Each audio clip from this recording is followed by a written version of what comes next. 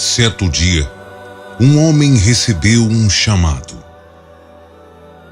Deus pediu para que ele deixasse tudo para trás e fosse para uma terra desconhecida. E prometeu que daria essa terra a ele e aos seus descendentes. Este homem foi Abraão, que gerou Isaque, que gerou Jacó, que gerou 12 filhos que geraram filhos e filhas. E essa terra era Canaã.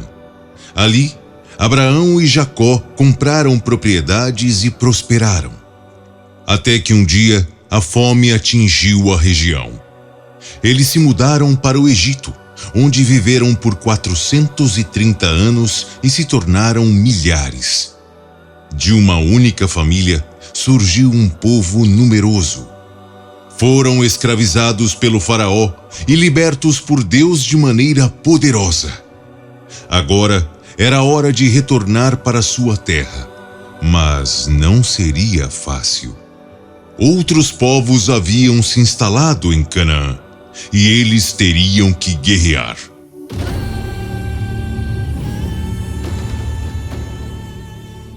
Este é o podcast Bible Plus e você está ouvindo o 7º episódio de Êxodo, os 10 Mandamentos.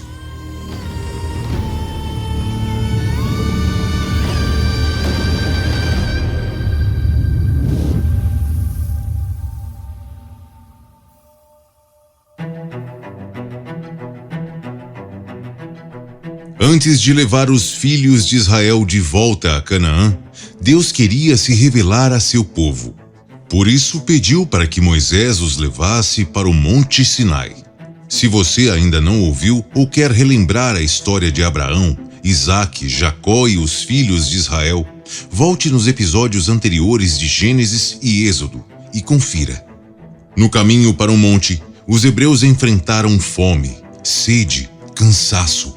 Mas Deus supriu todas as suas necessidades, enviando pão do céu e água da rocha. Até que foram surpreendidos pelos amalequitas, que os atacaram pelas costas de forma cruel e covarde. Acompanhe agora a revanche dos filhos de Israel, que decidiram lutar contra os amalequitas mesmo sem nunca terem guerreado antes. Acompanhe também a preparação do povo para se encontrar com Deus pela primeira vez sem Moisés como intermediário.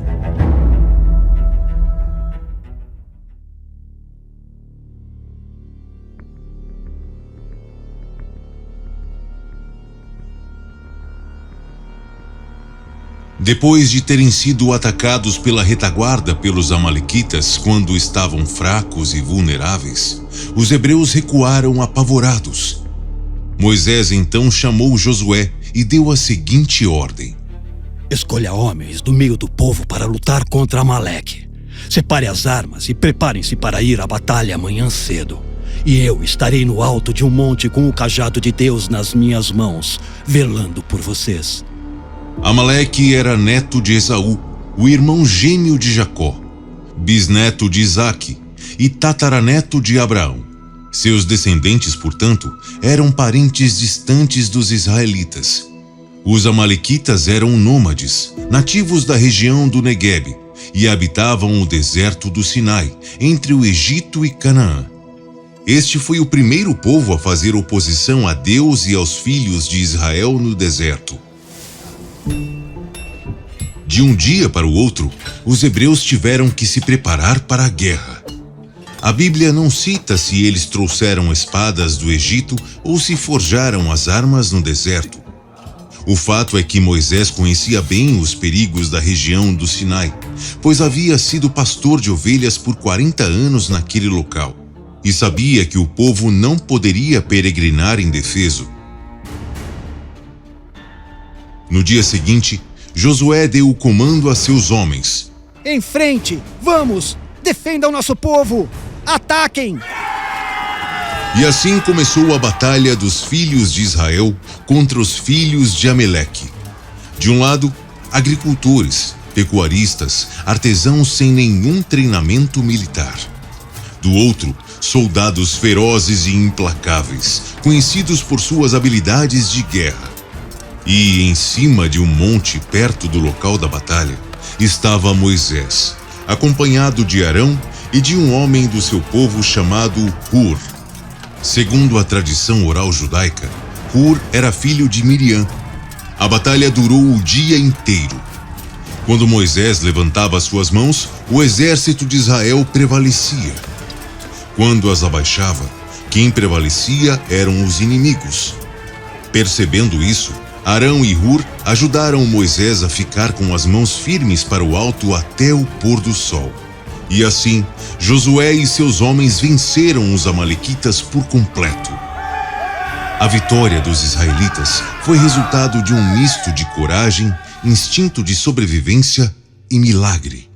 As mãos levantadas de Moisés representavam a dependência do povo em relação a Deus. Segundo a tradição judaica, esse ato representou também a bênção sacerdotal. Enquanto as mãos de Moisés estavam para o alto, ele abençoava os soldados. A vitória dos hebreus contra os amalequitas é vista na teologia como símbolo da vitória do bem sobre o mal. O exército de Israel havia se formado pela primeira vez e começaria a se preparar para enfrentar batalhas muito maiores. Josué, que liderou o povo à vitória, futuramente teria papel fundamental na conquista da terra de Canaã, como veremos nos próximos episódios. Por causa de sua maldade e de seu ataque vil e traiçoeiro aos filhos de Israel, Deus amaldiçoou o povo de Amaleque e jurou a Moisés, dizendo: Eu vou riscar totalmente a memória de Amaleque de debaixo do céu. O confronto entre os dois povos ainda aconteceria mais algumas vezes, até que a palavra de Deus se cumprisse e os amalequitas fossem exterminados. Depois da batalha, os hebreus puderam acampar e descansar em Refidim por um tempo. Foi quando Moisés recebeu a visita inesperada de sua esposa Zípora, seus filhos Gerson e Eliezer, e seu sogro Jetro. Imagina a felicidade de Moisés ao rever sua família. Pai! Eliezer, meu filho. A bênção, meu pai. Deus te abençoe, Gerson. Meu amor, como sentimos sua falta. E eu, então? Nem acredito que vocês estão aqui comigo. Que saudade. Ouvimos notícias de que vocês estavam acampados nessa região e viemos fazer uma surpresa. Muito obrigado por terem vindo, meu sogro. Não sabe como meu coração está aliviado em ver vocês. Também estávamos ansiosos para reencontrá-lo, Moisés. Que bom que você está bem, meu amor. Fiquei tão preocupada. Sua fama corre por todas essas bandas, Moisés. Os povos do deserto estão oriçados com a multidão que anda peregrinando por aí. Depois de receber sua família com alegria, Moisés contou a eles tudo o que Deus havia feito a Faraó e aos egípcios por amor a Israel. Ao ouvir como Deus havia livrado o povo hebreu da mão de seus opressores, Jetro se regozijou grandemente e disse: Bendito seja o Senhor. Agora eu sei que o Senhor é maior que todos os deuses. Jetro, sacerdote de Midian, povo conhecido por sua crença politeísta, reconheceu a soberania de Deus. Ele então adorou o Senhor e se sentou para fazer uma refeição com Arão e os anciãos de Israel. Segundo a tradição judaica, Moisés não se juntou a eles nesse momento, pois permaneceu em pé, servindo a todos. Embora fosse o líder do povo, era também o mais humilde e tinha prazer em servir os outros. No dia seguinte, Jetro acompanhou a rotina de Moisés. Ele observou que Moisés ficava sentado em sua tenda, julgando as causas do povo, e o povo ficava de pé diante dele desde o amanhecer até o pôr do sol. Imagina uma multidão esperando para ser atendida. E Moisés atendia um por um. Havia todo tipo de problema. Já não é a primeira vez que ele roubou minhas cabras, Moisés. Que absurdo! Isso é uma calúnia! Você não tem como provar, seu mentiroso! Tinha desde casos mais sérios até briga entre vizinhas. O meu filho caiu no buraco que essa mulher cavou do lado da minha tenda, Moisés. Ele ficou todo machucado. A culpa é dela. Você que não cuida do seu filho. Vive largado por aí. Vendo aquilo, Jetro chamou Moisés para conversar. O que você está fazendo, Moisés? Por que recebe todas essas pessoas o dia inteiro? O povo vem a mim para que eu consulte a Deus. Quando tem alguma questão para ser resolvida, eu julgo entre um e outro de acordo com os estatutos do Senhor. Isso não é bom. Desse jeito você vai acabar desfalecendo. Você e seu povo. Esse fardo é pesado demais para carregar sozinho. E o que eu posso fazer, meu sogro? Procure homens capazes, tementes a Deus, honestos e dignos de confiança, e os coloque como chefes do povo. Chefes de 1000, de 100, de 50 e de 10, para que julguem as causas das pessoas. Os casos mais difíceis serão trazidos a você, mas os mais fáceis eles mesmos poderão resolver. Assim a carga ficará mais leve. Se fizer isso e Deus confirmar, você não ficará cansado e todos poderão ir para suas tendas com suas questões solucionadas. Moisés ouviu Jetro e fez o que ele tinha orientado. Acostumado a receber instruções do próprio Deus, o líder dos filhos de Israel aprendeu que poderia se beneficiar dos conselhos de um homem sábio. Mais uma vez, Moisés mostrou humildade ao aceitar ajuda. Depois disso, Jetro se despediu de Moisés, de sua filha e seus netos e voltou para Midian. Já os filhos de Israel partiram para Refidim e finalmente chegaram ao Monte Sinai, onde acamparam. Lá, Moisés subiu ao monte e ouviu o Senhor que disse: Anuncie ao povo essas palavras. Vocês viram o que eu fiz aos egípcios e como sobre asas de águia os trouxe até mim. Agora, pois, se diligentemente ouvirem a minha voz e guardarem a minha aliança, vocês serão a minha propriedade peculiar dentre todos os povos, porque toda a terra é minha. Vocês serão para mim um reino de sacerdotes e uma nação santa. Moisés desceu do monte e relatou tudo o que ouviu de Deus ao povo. Tudo que o Senhor falou, faremos. Deus então pediu para que Moisés purificasse o povo naquele dia e no próximo, e avisou que no terceiro dia desceria sobre o Monte Sinai diante de todos. Assim, por 2 dias, os filhos de Israel lavaram suas vestimentas, se abstiveram de qualquer intimidade com o cônjuge e se prepararam para encontrar com o Senhor.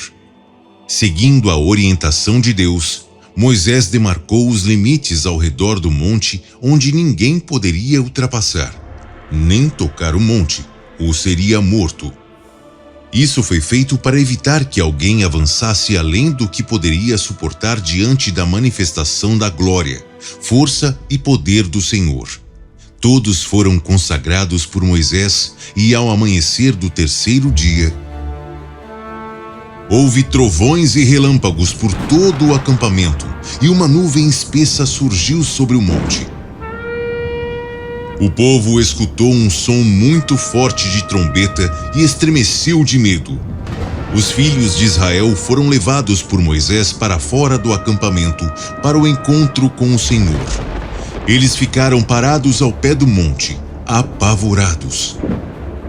Todo o Monte Sinai estava envolto em fumaça como a de uma fornalha ardente, pois o Senhor havia descido sobre ele no meio do fogo.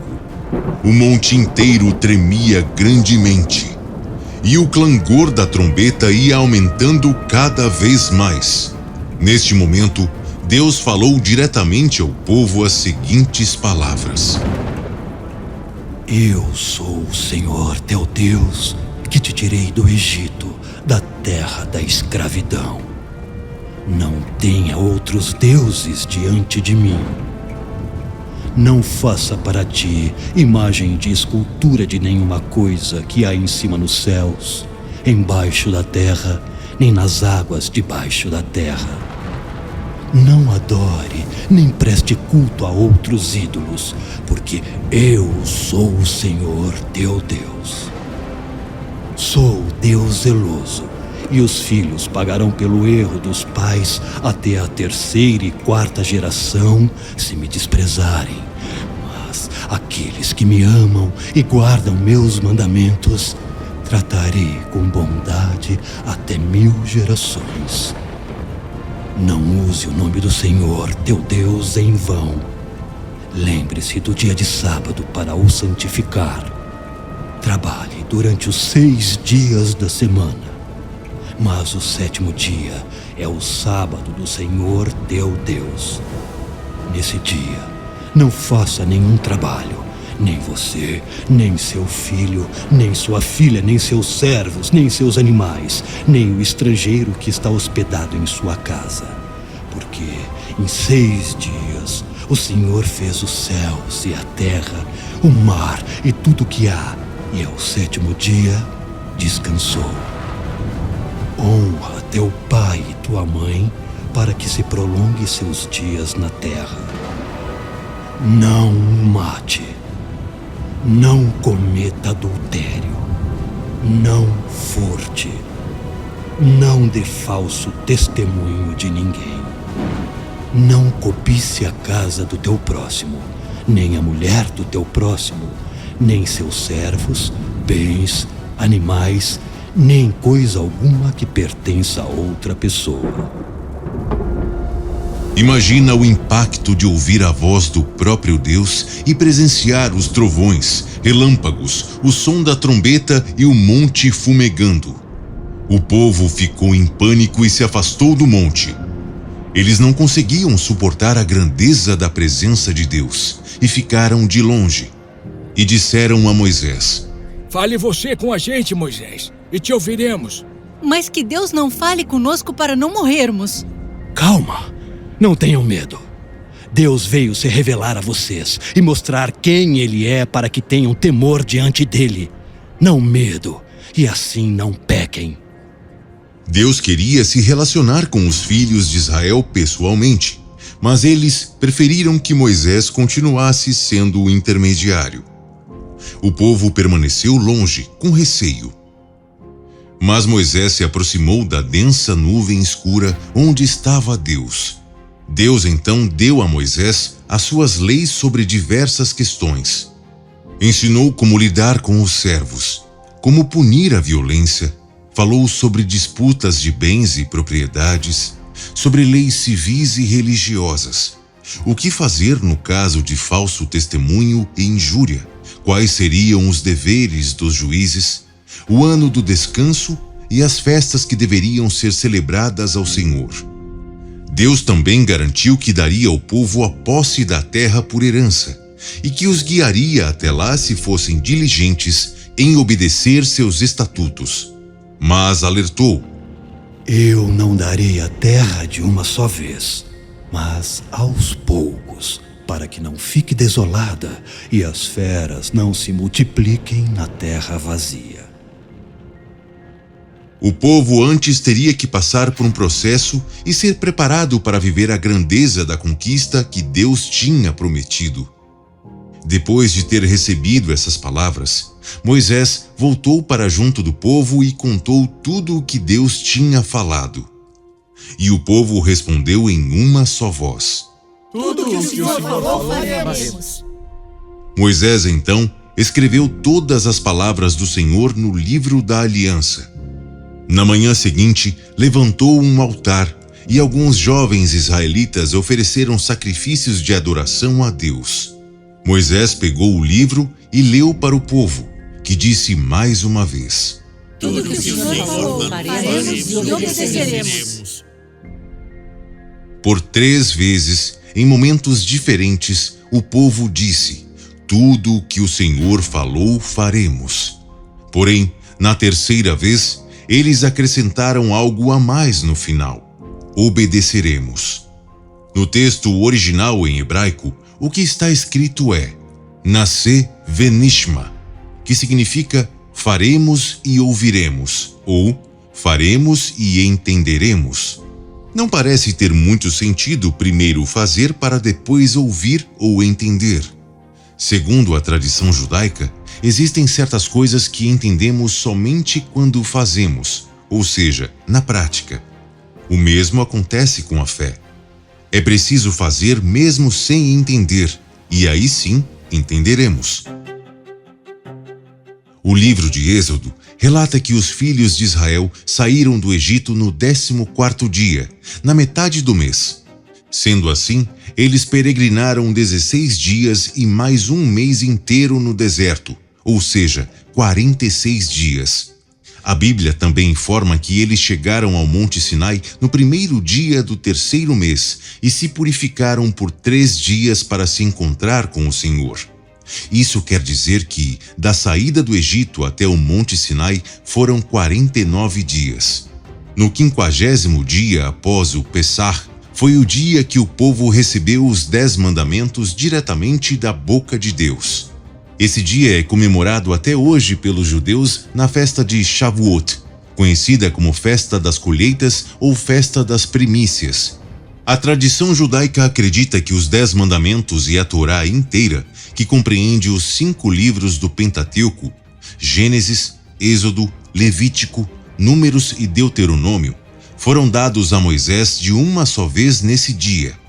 Já pela tradição cristã, os 5 livros do Pentateuco foram escritos por Moisés durante todo o período que ele esteve no deserto com o povo.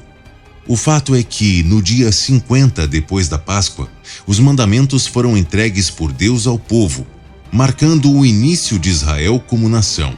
E também no dia 50 após a ressurreição de Jesus na Páscoa, o Espírito Santo desceu sobre o povo no Pentecostes após eles terem ouvido as palavras do apóstolo Pedro, marcando o início do cristianismo.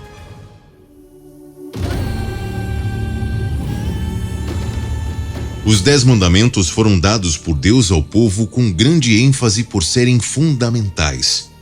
Mas ele também transmitiu a Moisés outras 613 leis e diretrizes no Monte Sinai. Até hoje, as normas jurídicas que regem a sociedade civil e nosso comportamento como cidadãos são, em grande parte, inspiradas nas leis de Deus. O Pentateuco foi concebido para a nação dos hebreus, mas se tornou uma das maiores fontes legislativas da história da humanidade. Segundo o historiador Flávio Joséfo, os 10 mandamentos foram dados por Deus a seu povo para ensiná-lo a viver da maneira mais feliz que se possa imaginar. Acompanhe no próximo episódio de Êxodo mais algumas considerações sobre os 10 mandamentos e a grande decepção de Moisés ao ver que o povo havia se esquecido das palavras de Deus e se corrompido ao construir o bezerro de ouro.